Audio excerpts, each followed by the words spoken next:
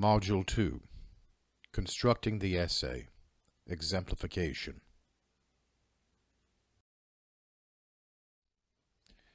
This week you will be working on your first essay, the focus of which is using examples to provide support for your thesis and topic sentences. Examples are a very effective and very basic method of support, but they must be used responsibly.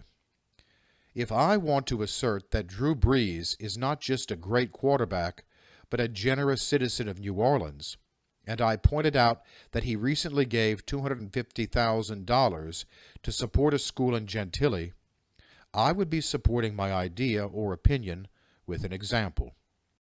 The more examples of his generosity that I provide, the stronger my opinion would sound to someone who does not know anything about Brees or New Orleans. On the other hand, if I wanted to claim that the New Orleans Saints were a team of criminals, I could support that opinion by giving the example of former Saint free safety Darren Sharper, who was sentenced to 18 years in prison for raping multiple women. While the information about Sharper is sadly true, this is only one player, and he played his last game with the Saints 9 years ago. The irresponsible use of examples also helps foster stereotypes and a variety of prejudices. As you can see, examples are powerful, but as Stan Lee might say, with great power comes great responsibility.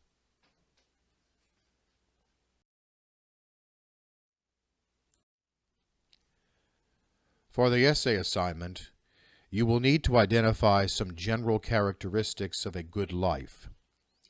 Simply consider people that you know, people that you've talked to, and yourself. What do people seek to attain in life in order to find meaning, fulfillment, and joy?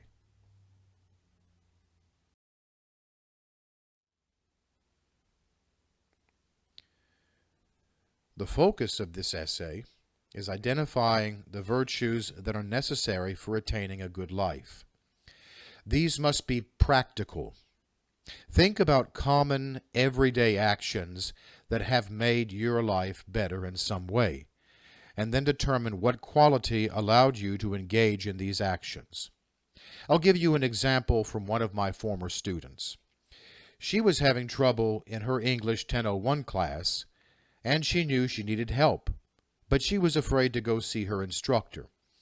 This fear was an obstacle to getting the help she needed. Despite her fear, she made up her mind to visit her instructor during office hours. She sat down with him, and together they went over her paper. He pointed out areas that were weak and showed her how to improve them, and she asked questions about parts of the assignment that she didn't understand. As a result, she improved her paper significantly. She was also able to apply what she learned from her instructor to her subsequent writing assignments. As a result, she raised her average in the course from a D to a B. We can agree that this incident made the student's life better. That fulfills one of the requirements of the virtue that I'm looking for. The example that I've given you is detailed and clear. That's another requirement. What quality did she possess that allowed her to achieve this? Courage. She was afraid. Fear kept her from what she needed to make her life better. And courage allowed her to overcome that fear. Courage, then, is a virtue that is essential to a good life because it allows a person to overcome fear in order to attain a desired goal. That is what I'm looking for.